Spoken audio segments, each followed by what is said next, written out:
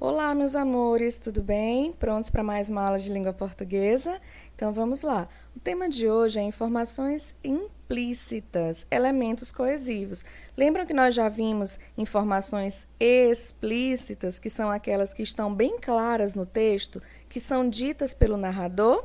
Pois é, agora nós vamos ver aquelas que não estão claras no texto, nós vamos fazer inferências, que são as chamadas informações implícitas, tá bom? E os elementos coesivos dentro de um texto, vamos compreender o que é também. As habilidades que nós vamos trabalhar hoje serão inferir informações a partir do texto, inferência local, ou de conhecimento prévio do assunto, inferência global, na parte de informações implícitas.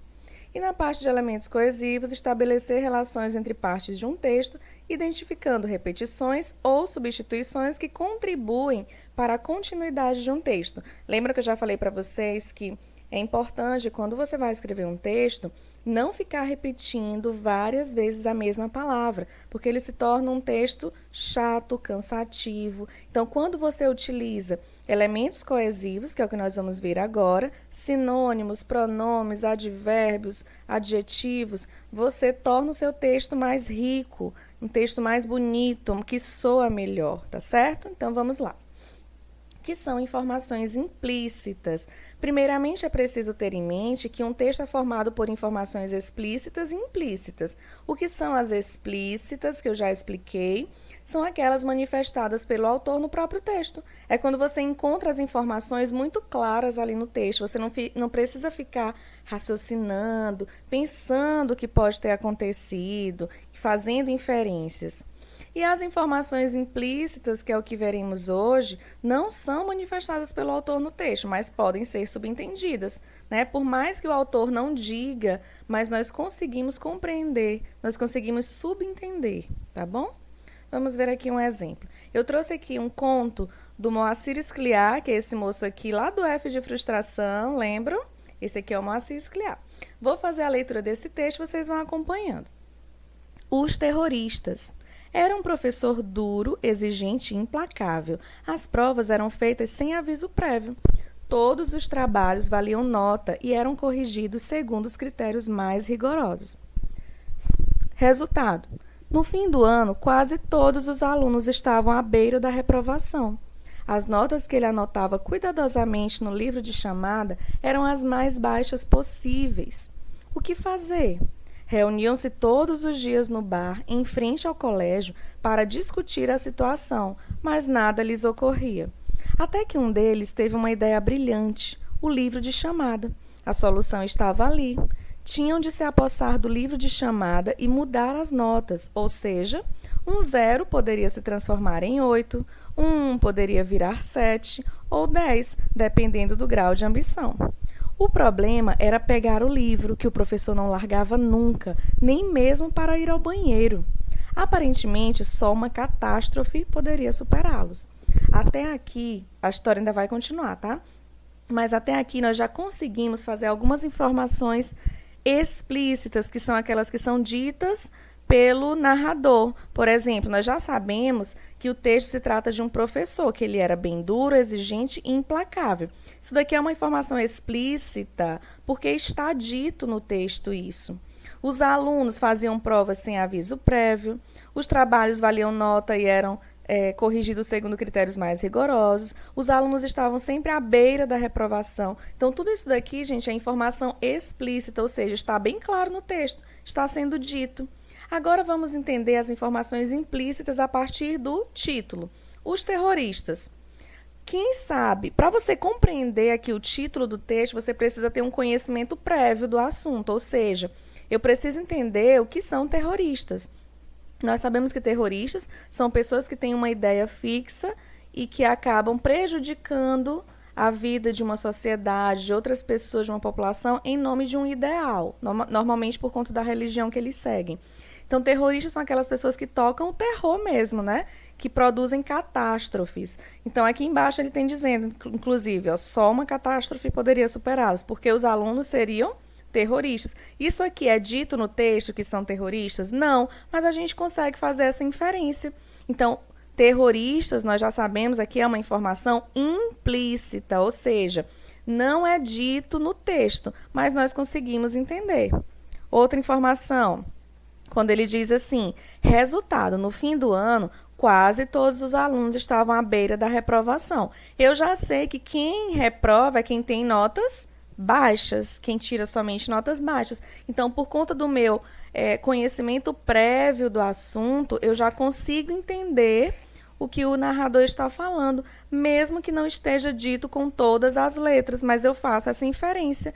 Eu entendo que eles estavam à beira da reprovação, porque eles estavam tirando notas baixas, tá bom? Outro exemplo.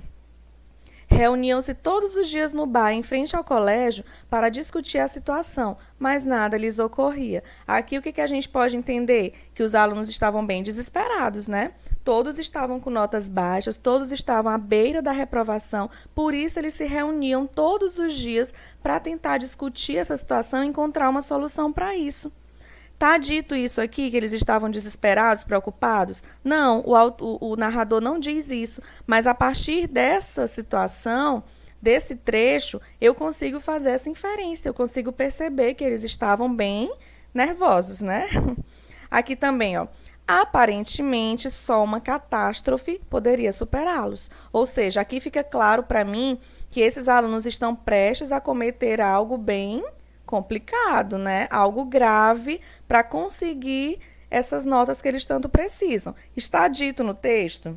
Não com todas as letras, mas a gente consegue fazer essa inferência. Então, tudo isso aqui que nós marcamos são o que nós chamamos de, a partir daí, nós conseguimos fazer inferências, ou seja, são as informações implícitas, que não são ditas pelo narrador, mas que nós conseguimos entender que é assim que funciona, tá bom? Vamos continuar o texto. Recorreram, pois, à catástrofe. Um dos alunos telefonou do orelhão em frente ao colégio, avisando que havia um princípio de incêndio na casa do professor. Avisado, o pobre homem saiu correndo da sala de aula, deixando sobre a mesa o famigerado livro de presenças. Acreditareis se eu disser que ninguém tocou no livro? Ninguém tocou no livro. Os rapazes se olhavam, mas nenhum deles tomou a iniciativa de mudar as notas. Às vezes, a consciência pesa mais que a ameaça da reprovação. Moacir Scliar. Então, pessoal, eles planejaram tudo isso, né? Mentiram, fingindo que estava acontecendo um incêndio na casa do professor para que ele saísse correndo e eles tivessem acesso ao livro de presenças. Só que, no final das contas, a consciência desses alunos falou mais alto, né? E eles não conseguiram pegar esse livro de chamadas. Então, vamos ver que informações implícitas nós conseguimos observar. Olha só. Avisado, o pobre homem saiu correndo da sala de aula. O que a gente entende por esse trecho? Que ele estava desesperado, ele estava muito preocupado. Está escrito aqui o homem estava preocupado? Não, porque aí seria uma informação explícita. Mas não está escrito isso aqui. Porém, nós conseguimos fazer essa inferência pela forma como ele saiu, olha, saiu correndo da sala de aula, a gente consegue entender que ele estava muito preocupado. Então, é uma informação implícita. Aí aqui, às vezes, os rapazes se olhavam, mas nenhum deles tomou a iniciativa de mudar as notas. A partir daqui, a gente já entende o quê? Que esses rapazes perceberam que estavam fazendo uma bobagem, né? Que tinham feito uma bobagem. Está escrito aqui isso? Não, mas eu consigo perceber por conta do que acontece. Eles se olhavam, mas nenhum conseguiu tomar a iniciativa. E aqui, às vezes, a consciência pesa mais que a ameaça da reprovação. Então, esse trecho me diz que os rapazes ficaram com peso na consciência, né? Eles não conseguiram abrir o livro de notas. Diz isso daqui, que eles estavam preocupados, eles estavam arrependidos? É dito isso com todas as letras pelo narrador? Não. Mas eu consigo fazer uma inferência. A partir disso daqui, a gente consegue perceber essa informação, apesar de ela não estar escrita aí. Compreenderam que são informações implícitas? Beleza, então vamos seguir. Agora vamos para os elementos coesivos. Elementos coesivos são palavras ou expressões cuja função é estabelecer relações lógicas entre as partes do texto, como os conectivos, ou fazer referência a outros elementos presentes no texto, pronomes, advérbios, sinônimos. Vamos entender aqui na prática. Aqui nós temos alguns exemplos de coesivos, elementos de coesão, que vocês podem utilizar nos textos de vocês. Inicialmente, primeiramente, além disso, bem como, igualmente, enfim, em suma, portanto, né? Então, aqui são alguns então, ou seja, isto é, igualmente, portanto. Aqui são alguns elementos coesivos que você pode utilizar no seu texto para ligar uma frase a outra, para ligar um parágrafo a outro, tá bom? Eu vou colocar esses exemplos aqui no nosso grupo de língua portuguesa para vocês estudarem, tá certo? Vamos ver na prática. Olha só, eu trouxe aqui um trecho lá do texto que nós vimos, os terroristas, né? Aqui quando ele diz assim: todos os trabalhos valiam nota e eram corrigidos segundo os critérios mais rigorosos. Olha só, essa palavra todos faz referência a quem? A trabalhos. Então, aqui nós temos um exemplo de elemento coesivo, que é o todos, porque ele está fazendo referência a um termo que está aqui no trecho. Ele está ligando um termo ao outro. Compreenderam? Mais um exemplo. As notas que ele anotava cuidadosamente no livro no livro de chamada, desculpa, eram as mais baixas possíveis. Ele, quem é ele?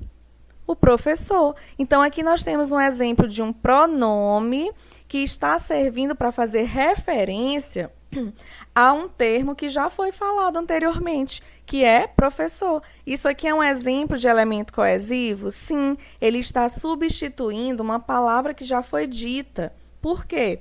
Para que não fique repetitivo o texto, tá bom? Mais um exemplo. A solução estava ali. Tinham de se apossar do livro de chamada e mudar as notas, ou seja, um 0 poderia se transformar em 8, um 1 poderia virar 7 ou 10, dependendo do grau de ambição. Ou seja, essa expressão ou seja está servindo para quê? Para ligar uma frase que já foi falada a outra que ainda será dita. Eu estou dando uma explicação. Eu falei aqui que a solução estava ali. Tinham de se apossar do livro de chamada e mudar as notas. Aí eu vou explicar o que isso significa. Então, eu digo, ou seja, aí eu vou explicar o que isso significa. Então, essa expressão é um elemento coesivo também, porque ela está ligando duas frases, dois trechos, tá bom? Vamos ver outro exemplo. Olha só. Avisado, o pobre homem saiu correndo da sala de aula, deixando sobre a mesa o famigerado livro de presenças. Homem está substituindo que palavra? Professor. Mais uma vez, eu não preciso ficar colocando a palavra professor inúmeras vezes no texto, porque senão vai ficar cansativo, repetitivo. Para isso, eu procuro sinônimos ou pronomes que possam substituir.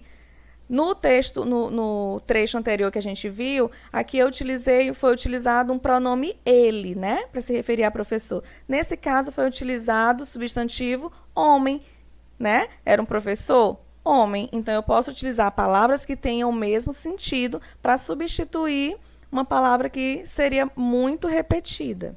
Outro exemplo. Os rapazes se olhavam, mas nenhum deles tomou a iniciativa de mudar as notas. Mas isso aqui é um elemento de coesão. Ele está também fazendo uma ligação entre as partes de uma mesma frase. Olha só, os rapazes se olhavam, mas nenhum deles tomou a iniciativa de mudar as notas. Então, o mas é um exemplo também de elemento coesivo, porque ele faz uma ligação entre as partes do trecho. Muito bem, entenderam? Ótimo, nós vamos continuar trabalhando esse assunto, não foi a única vez, continuaremos para que a gente fixe bem esse assunto, tá certo? Então, agora, meus amores, vamos para a nossa sugestão de atividade. Vocês vão responder a questão 1 da página 266 do seu livro de língua portuguesa, somente respostas, tá bom? Então, vocês vão responder apenas a questão 1. Ela vai da letra A até a letra D, se eu não me engano, tá certo? Somente a primeira questão vocês vão responder relacionada ao nosso assunto de hoje, tá bom, meus amores? Então, qualquer dúvida, sabem que podem me procurar. Um grande beijo a todos e até a próxima aula.